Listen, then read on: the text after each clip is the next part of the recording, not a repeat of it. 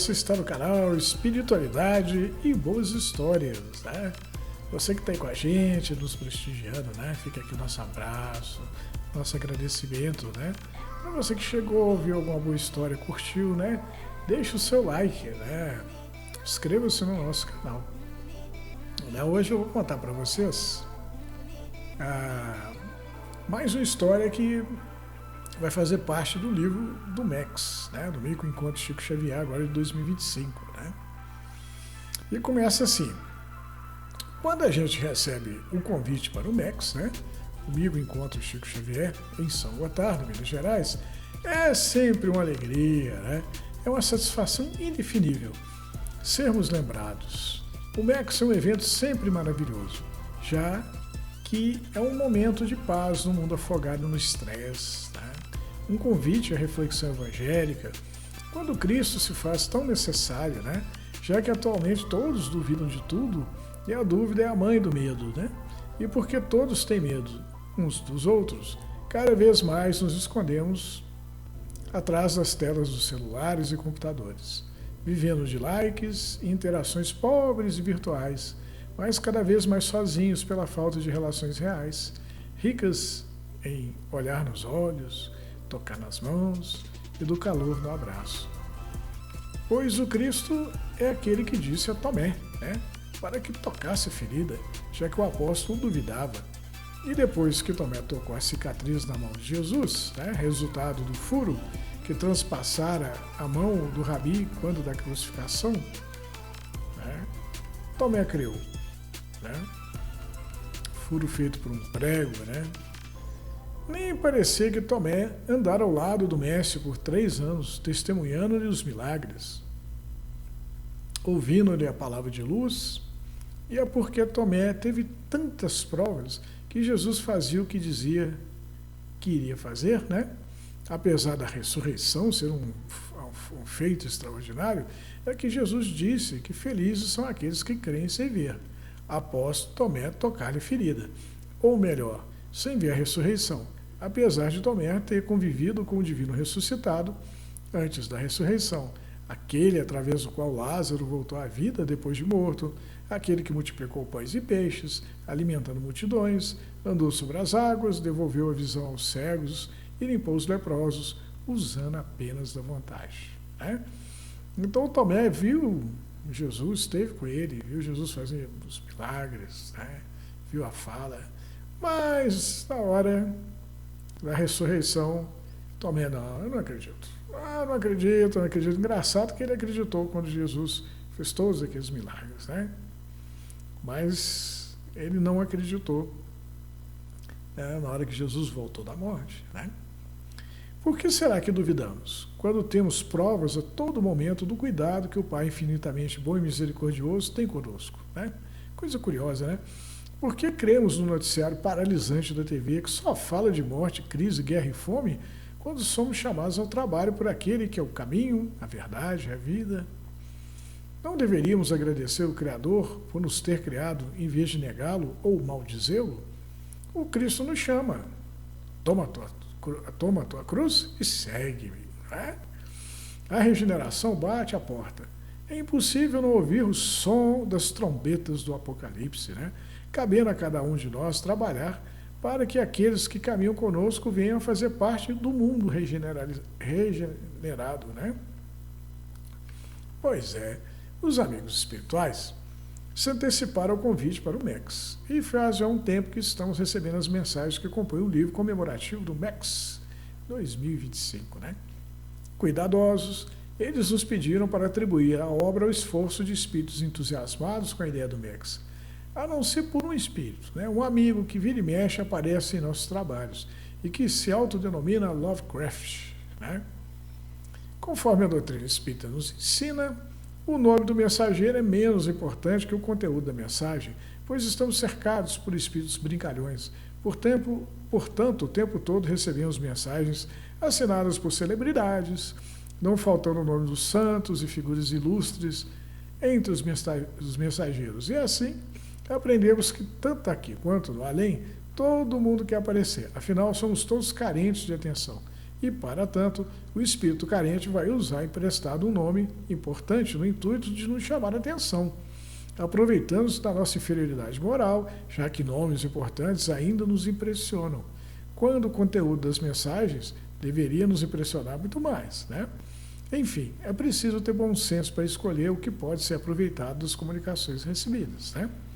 Bom, fica aqui o nosso agradecimento a Lucimar Barbosa, organizadora do MEX, aos amigos do encontro e esse único espírito que colocou o nome nesse trabalho, autor da história, logo a seguir, né? Bom, gente, o Lovecraft, né? Esse espírito tomou o nome do Lovecraft. Lovecraft é um escritor americano, né? Que escrevia histórias de terror cósmico, né? Esses filmes aí, tipo Alien, O Oitavo Passageiro, Predador, né? Que tem um terrorzão cósmico danado. Isso tudo aí é filho do Lovecraft, né? Ele que começou com essas ideias, né? Então o negócio dele é passar susto na gente, né? Mas a gente tem que ver, né, esse texto agora que eu vou ler para vocês, que o Lovecraft nos passou, né? Eu queria esclarecer aqui, talvez não seja o Lovecraft mesmo, né? Talvez seja apenas um espírito que gostou do nome e está usando ele, né? Eu não tenho como saber, né? É que nem a gente acabou de ler aqui, o que vale é o conteúdo da mensagem, né? Então, já que esse espírito é fã do Lovecraft, a gente deve esperar do texto dele alguma coisa de arrepiar os cabelos, né? Ou pelo menos fazer a gente pensar, além da caixinha.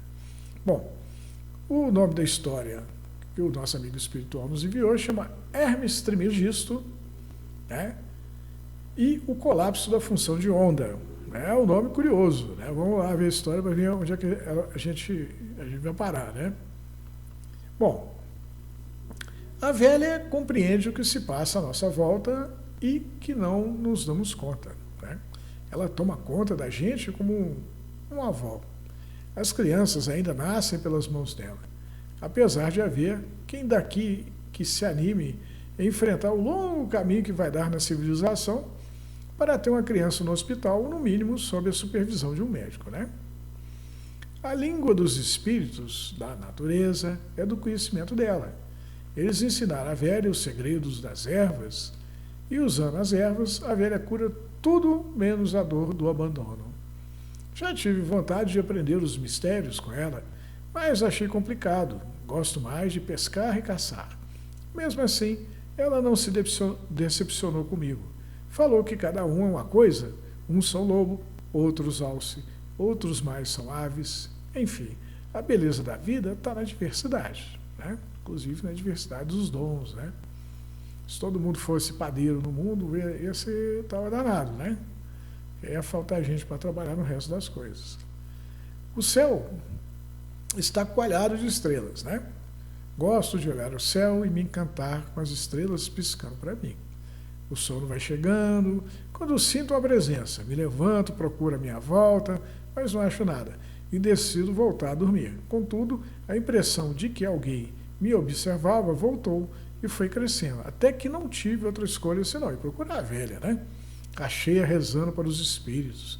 Tive então que esperar ela acabar o que fazia, apesar do cansaço que eu sentia. O que foi, Lolo? Sorri. Não consigo dormir. Ela sorriu. Não está se sentindo bem? Acho que é coisa dos espíritos. Quem sabe lhe jogar algum mal. Não vai me dizer que esticou os olhos para cima da mulher de algum amigo seu. Eu não sou tolo para fazer uma coisa dessas, pois conheço bem as consequências. A velha me examinou com aquele olhar velho dela, até que fechou os olhos e o espírito que estava atrás de Lolo incorporou nela, né?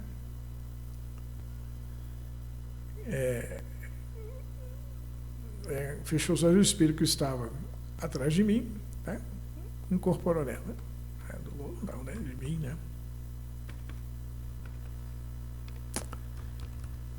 Bom, incorporação é vista como uma forma de comunicação entre o mundo espiritual e o mundo material, né? Onde espíritos desencarnados, os mortos, né, se manifestam através de um médium. alguém que tem a capacidade de servir de instrumento de comunicação para o espírito incorporado. Né? Aí a velha incorporou o espírito e vem, Lolo. Apesar da idade, a velha era ligeira. E vencemos a distância à noite até que nos deparamos com o que restou de um avião que caiu ali por perto. A velha começou a procurar alguma coisa e eu fui atrás, e não demorou que encontrássemos um corpo morto de um homem. Ao lado dele havia uma mulher. Ela ainda estava viva. Havia outros corpos espalhados próximos do casal, mas a velha mandou que eu pegasse a mulher nos braços e saímos dali. Disse aos outros que havia encontrado gente morta na floresta e correram para ver o que havia acontecido. A velha se incumbiu de tomar conta da mulher, até que chegaram e levaram ela embora. De quem é o espírito que levou a gente até a mulher, velha? Do homem que achamos morto ao lado dela. Ele a amava tanto que nem a morte foi capaz de detê-lo no intuito de salvá-la. Olhei para a velha com admiração. Afinal, ela é quem me conduzira até onde a mulher estava. E se não fosse pela velha, a mulher teria morrido. E eu era testemunha da parte que coube ao espírito que incorporou na velha do salvamento. Né? Mesmo achando as coisas espirituais complicadas de aprender, sabia que a espiritualidade se servia de todo mundo para fazer o que tinha que fazer. E fiquei feliz comigo mesmo pela parte que me coube no salvamento. Se eu não acreditasse, teria simplesmente virado para o lado e dormido, quando o espírito do cara que achamos morto ao lado da mulher que ajudei a salvar tentou chamar minha atenção. É preciso prestar atenção nas coisas, aprendi com a velha, pois nem tudo que vemos com os olhos da cara é real, e nem tudo que vemos com os olhos do coração é ilusão. Melhor então conferir, a velha dizia, quando se vê algo que chama atenção, para que não nos arrependemos depois de ter sido enganados pela preguiça, ignorância ou orgulho. Né? Bom, aí vira a página, né? Começa uma nova página, um novo trecho da história, né? Em um outro lugar. Eu estava apaixonado quando me casei com Júlia. Ela era a criatura mais linda deste mundo. Júlia me encantara. E depois que nos casamos, senti que a felicidade estava nas minhas mãos. Passei então ingenuamente a acreditar que eu era tudo para ela. E me esforçava para sê-lo. Né? E como queria que ela se orgulhasse de mim, passei a trabalhar além da conta, a fazer um curso de aprimoramento atrás do outro, acreditando que Júlia não tirava os olhos de mim no meu crescimento profissional e financeiro, e que ela esperava que eu chegasse ao topo do mundo e a colocasse sentada num trono e a coroasse como a minha rainha. Acontece que fui deixando Júlia de lado, passaram a negar a ela os convites que me fazia para sair passear, já que minha agenda andava sempre lotada, e eu tinha urgência de ganhar o mundo para dar a ela. Né? Sutilmente, né? Ela foi deixando meu barco indo embora. E ao contrário do que eu imaginava, ela não derramou uma única lágrima por causa disso. Foi exatamente o oposto. Ela passou a investir nela mesma. E cego pelo egoísmo, como eu estava, não vi quando as asas dela nasceram, nem seus primeiros voos, muito menos vi quando sobrevoou um penhasco. Quando dei por mim, ela havia voado para longe demais, tornara-se inalcançável, e me arrependi de não ter prestado atenção nela quando dos primeiros voos, já que duvidava que ela ultrapassasse o vão da janela. A coisa toda aconteceu sem qualquer alarde. Foi algo até bobo. Ela e meu filho faziam meditação juntos, e eles me convenceram a ir ouvir um tal guru, um indiano que disse à pequena plateia que veio ouvi-lo que o pensamento moldava o mundo. A ideia, para mim, era absurda. E quando cheguei em casa, coloquei um copo sobre a mesa e fingi que estava tentando movê-lo com o poder da minha mente. E como o copo não saía do lugar, brinquei pedindo à minha amada esposa o carregador do celular emprestado, alegando que talvez o meu cérebro precisasse ser carregado.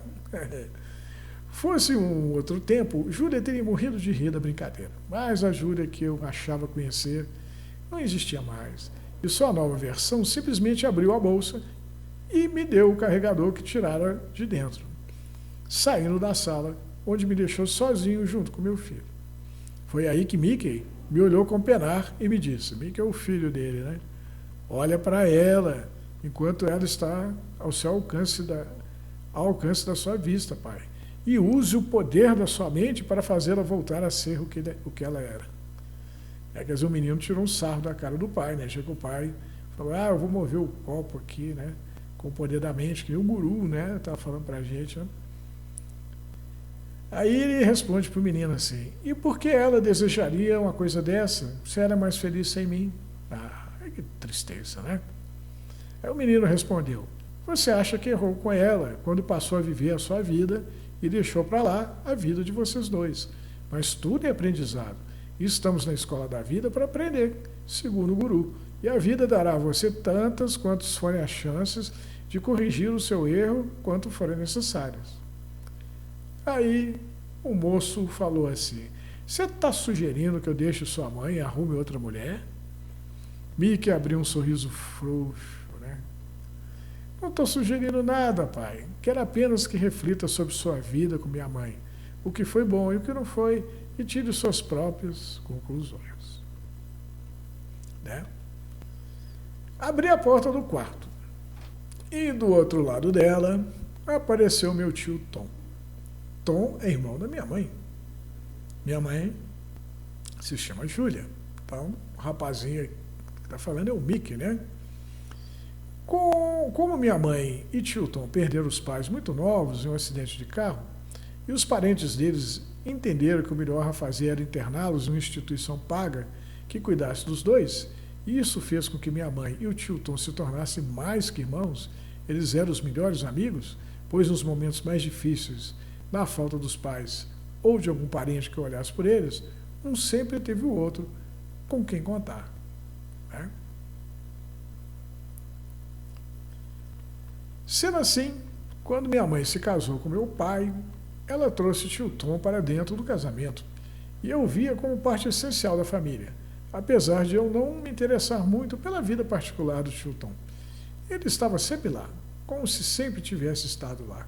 Eu achava bom ele estar. Sabe como é? Se ele não estivesse, algo estaria faltando. Meu pai é o Jorge, e você pode me chamar de Mickey. Jorge é um psicólogo razoavelmente bem-sucedido, ateu convicto, ele é o cara do cérebro. Para ele, a realidade é o produto do processamento cerebral. E todas as religiões são invenções do cérebro, assim como discos voadores, Papai Noel e Coelhinho da Páscoa. Júlia é meio a meio, né? Como trabalha na área de desenvolvimento de inteligência artificial, ela acredita na ciência, mas tem um lado dela que discorda que a realidade que vivemos se restringe à atividade cerebral e que depois que essa atividade cessa, há algo mais. Né?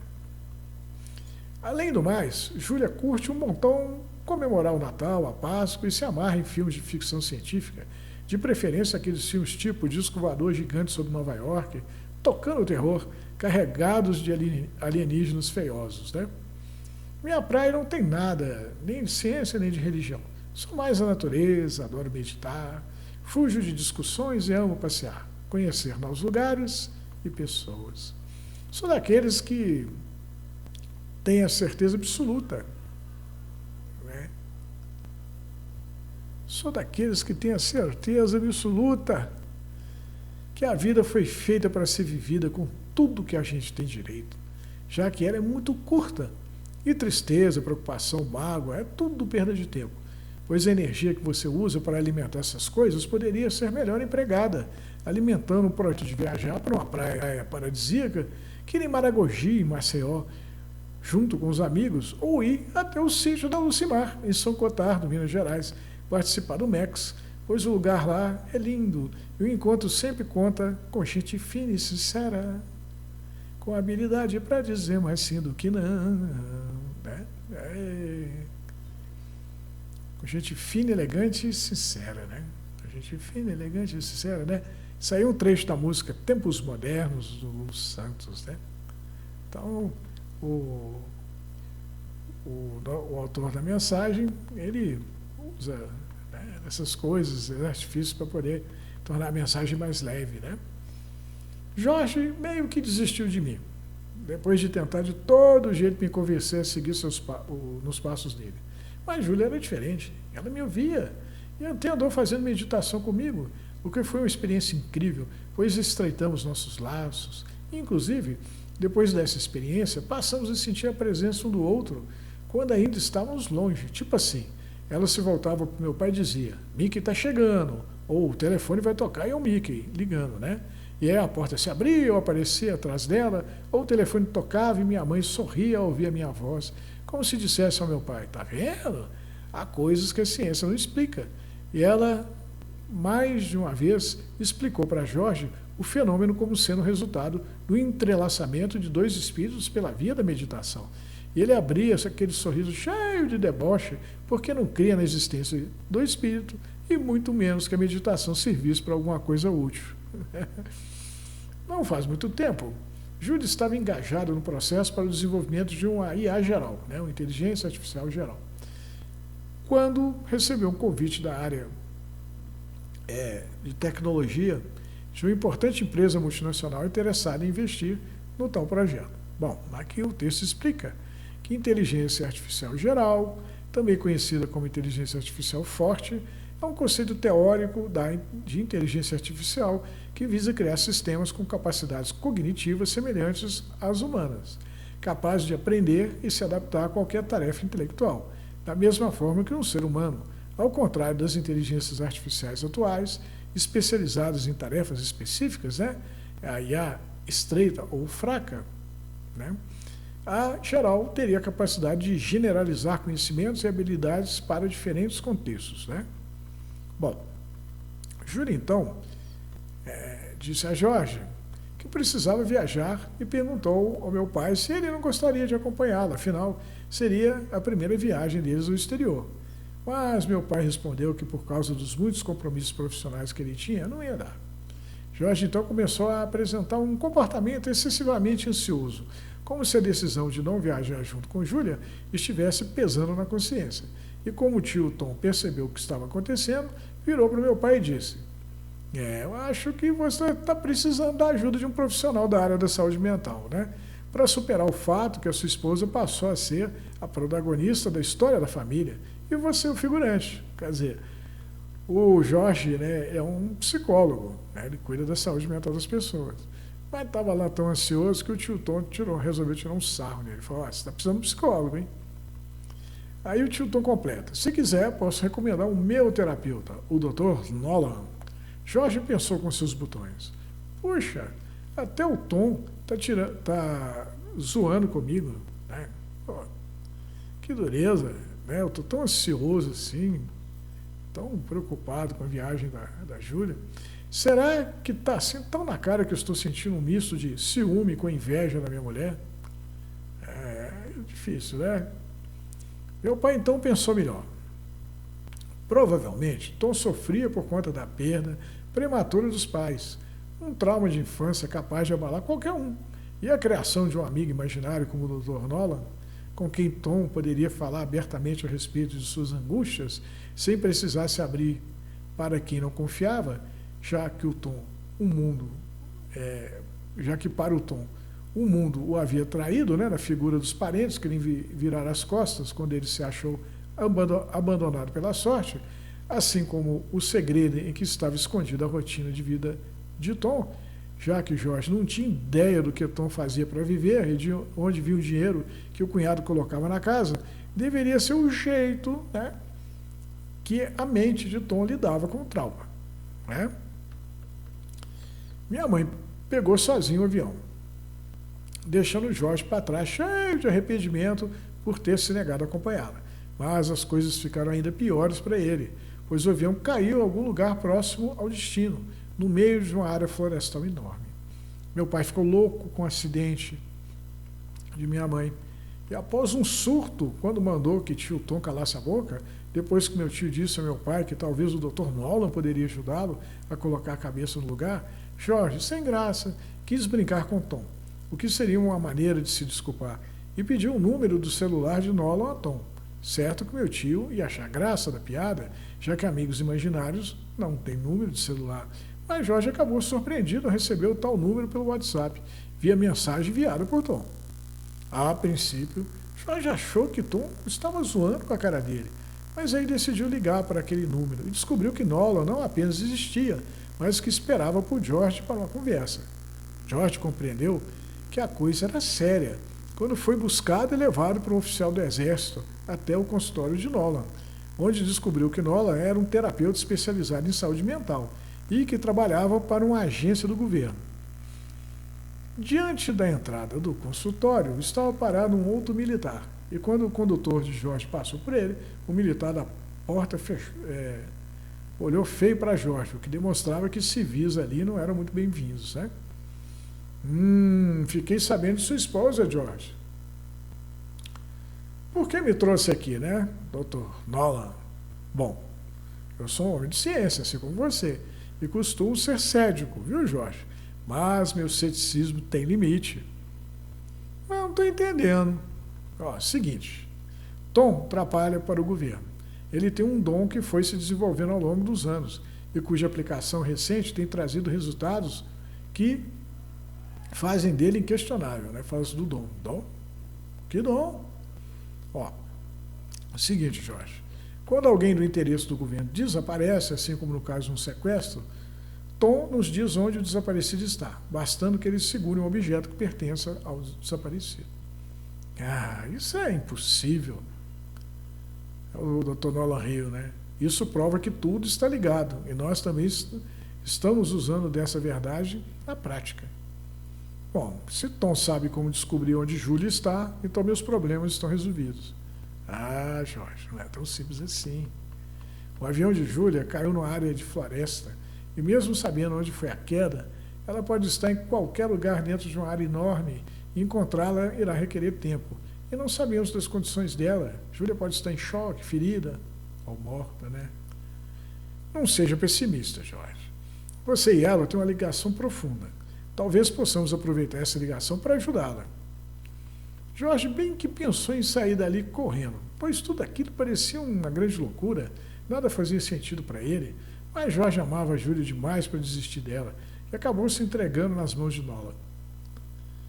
Quando você, Jorge, Nolan fala, se colocou diante da dúvida, né, se ia ou não ia viajar com a sua esposa, as duas possibilidades passaram a existir.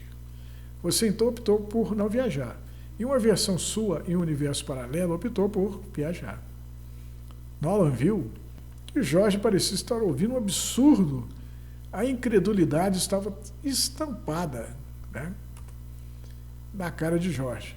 Porém, Nolan sabia que não havia tempo a ser gasto com convencimentos, pois à medida que o tempo passava, as chances de sobrevivência de Júlia iam diminuindo. Seguinte, Jorge, o uso pelo governo dos dons dos sensitivos aumentou a partir da Primeira Guerra Mundial. Contudo, não é de hoje que esses dons são conhecidos e usados. 500 anos antes de Cristo, as pessoas iam procurar a orientação deles no oráculo de Delfos, um santuário na antiga Grécia. As profecias eram dadas pelas sacerdotisas, conhecidas como pitias, que entravam em transe e transmitiam mensagens em linguagem enigmática dos espíritos, né? Essas mensagens eram então interpretadas por sacerdotes e transmitidas aos consulentes, né?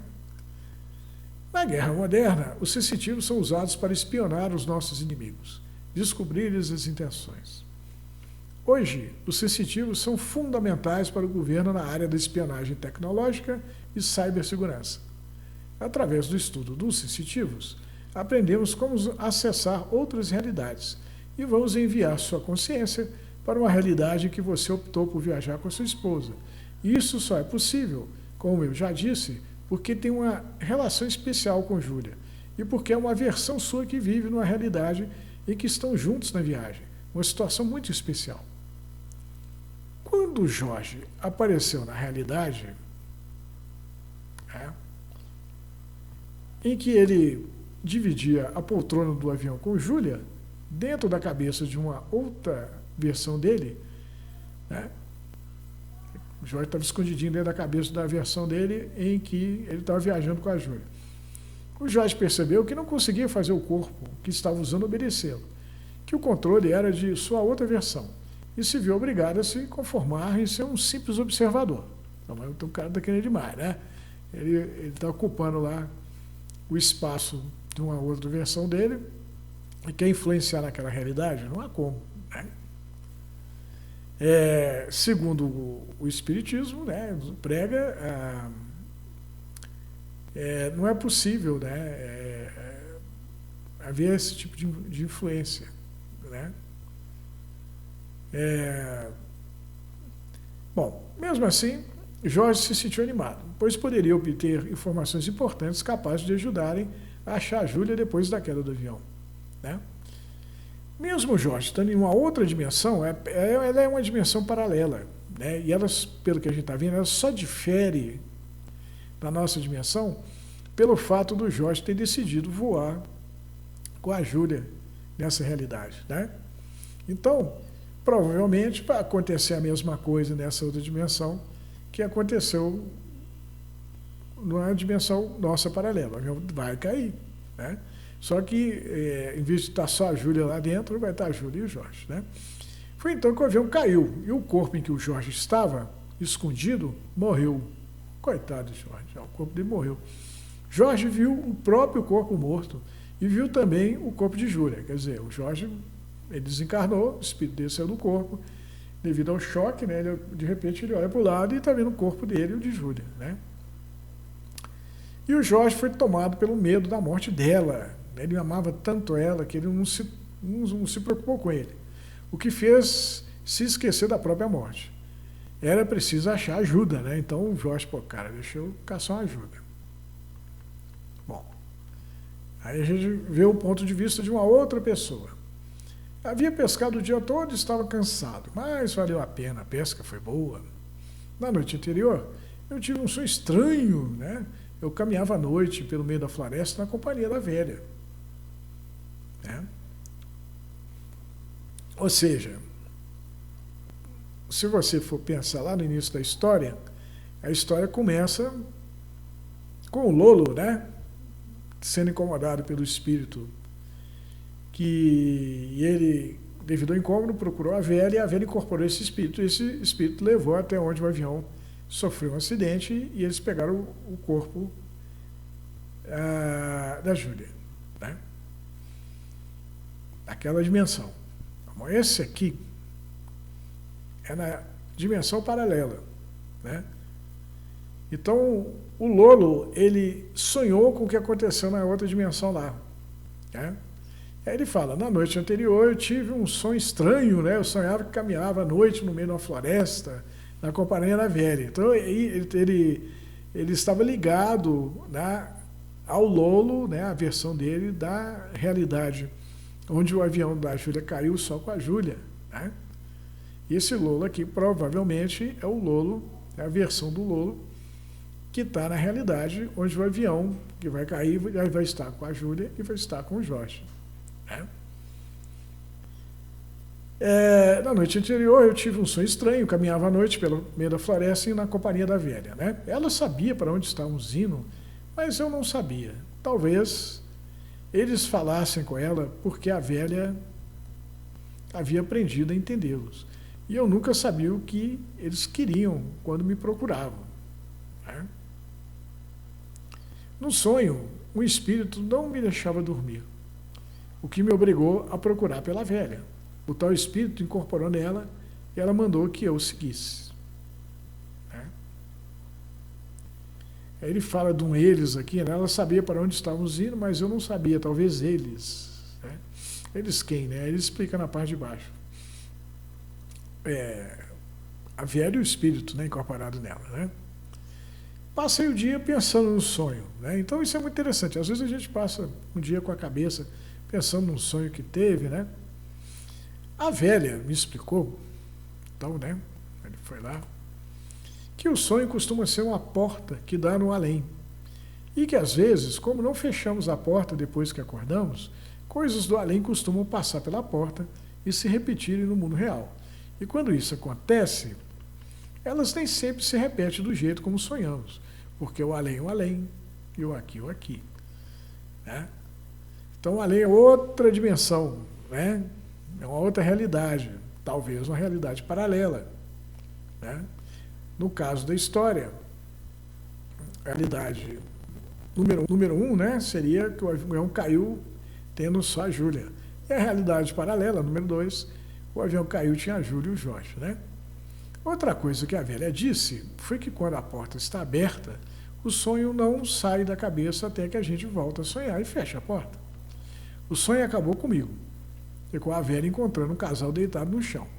O homem do casal estava morto, mas a mulher ainda estava viva. E eu a peguei e a carreguei nos braços até o abrigo em que a velha vivia. E a velha tomou conta dela até que se recuperasse. Ah, então tá. Então Lola aqui é da realidade do que o Jorge está, né? Que o Jorge não viajou, né? Porque o Lolo sonhou com o Jorge morto. Então, ele sonhou com a versão do Jorge que está numa outra realidade paralela, tá? Bom, decidi então passar perto do lugar do sonho e começava a acreditar que eu havia fechado a porta e não me lembrava. E assim meu sonho era apenas um sonho, quando ouvi um assobio e depois um estrondo. Paralisado pelo susto, custei a recuperar a razão. Quando então pensei na porta aberta e saí correndo em direção ao desastre, encontrando os destroços de um avião e corpos espalhados para todo lado. Porém, por incrível que pareça, havia uma mulher com vida, mas não havia um homem morto ao lado dela, como no meu sonho, e compreendi que no além o desastre foi diferente. Lá, ela estava acompanhada pelo morto, e foi o espírito do morto quem saiu em busca de ajuda até se dar comigo e com a velha. Mas isso foi no além. E o que aconteceu lá estava ecoando através da porta no aqui. Peguei então a mulher, venci o caminho até o abrigo da velha e a deixei aos cuidados da curandeira, enquanto os outros procuravam um jeito de falar com a civilização e informar do acidente e do lugar na floresta e em que parte do avião veio parar, assim como os corpos daqueles que voavam nele e morreram no acidente. Né? Bom, aí a gente passa a página, aí um outro personagem, né, o Mickey, ele fala. Como eu disse lá no início da história, eu vi alguém bater na porta, abri a bendita e lá estava tio Tom, do outro lado do vão aberto. Entra, tio. Ah, obrigado, Mickey. Ele se acomodou numa cadeira e ficou me olhando com aquele seu olhar vazio. Nem parecia que havia alguém vivo por trás daqueles olhos. O que eu posso fazer por você, Tom? Ah, quando faziam meditação, você e sua mãe criaram um laço espiritual. E eu queria saber se ela está ainda viva. Nunca tinha levado meu tio a sério, mas eu não conseguia sentir a presença de minha mãe quando pensava nela. O que eu sentia ao me concentrar era apenas o vazio. E não achei que seria legal dizer isso a ele. Porém, também não desejava dar ao Tom falsas esperanças. Sendo assim, fiquei em silêncio. Seu pai, Mickey, me enviou uma mensagem pelo WhatsApp. Ele chegou na região onde o avião caiu. Olhei para o tio Tom, tanto desanimado. Mas como ele estava fazendo de tudo para não deixar a peteca cair, retribuí a ele, né, o esforço, né, abrindo um pequeno sorriso. No dia seguinte, Jorge ligou dizendo que Júlia foi achada e que estava viva. Demorou um pouco até que Júlia saísse do hospital e pudesse voar para casa. E quando ela chegou em casa, ela me tratou como nunca tivesse me visto antes na vida.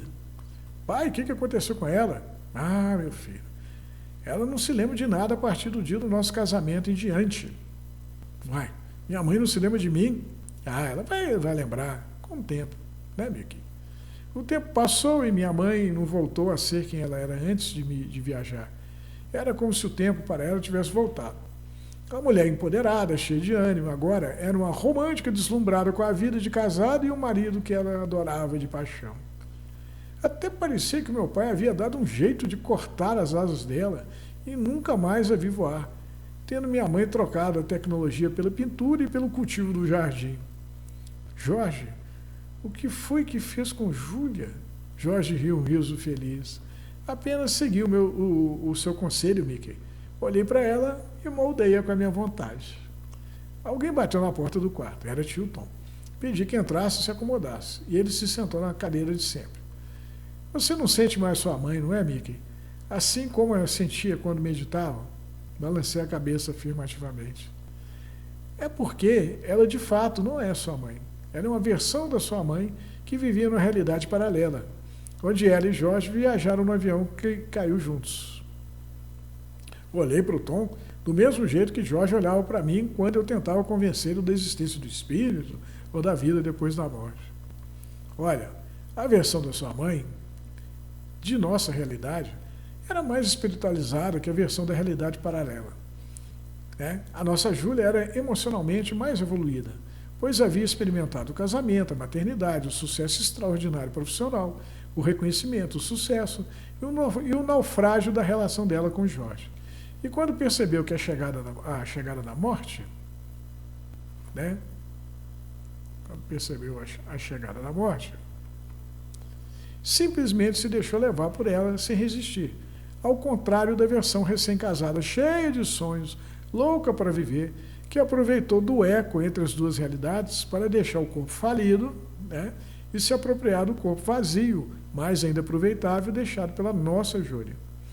Assim, a nossa versão da Júlia deu oportunidade para a outra versão de viver o que a outra versão ansiava por viver.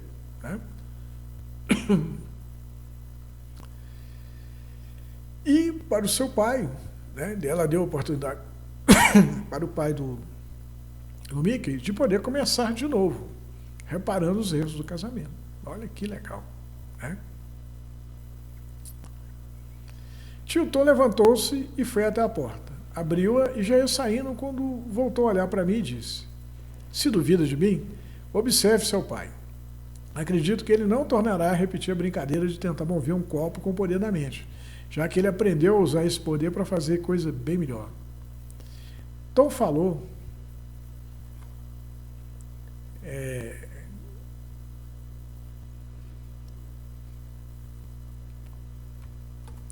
Tom falou comigo de um jeito que me obrigou a levá-la a sério pela primeira vez na vida. Tio, eu sinto falta da minha mãe.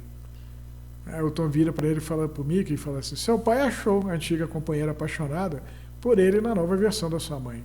Nada impede que você encontre a sua antiga mãe nela. Eu não entendo. Como minha mãe pode ser mais que uma pessoa?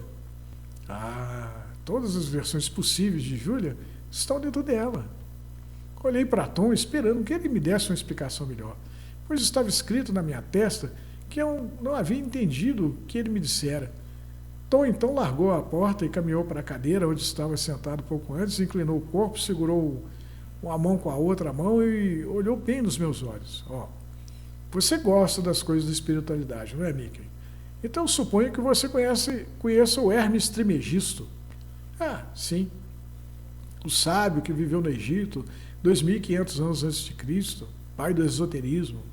Bom, para quem não sabe, esoterismo refere-se a um conjunto de conhecimentos, práticas e crenças que buscam desvendar os mistérios do universo e da realidade, muitas vezes associados a tradições ocultas e sabedoria secreta transmitida a iniciados.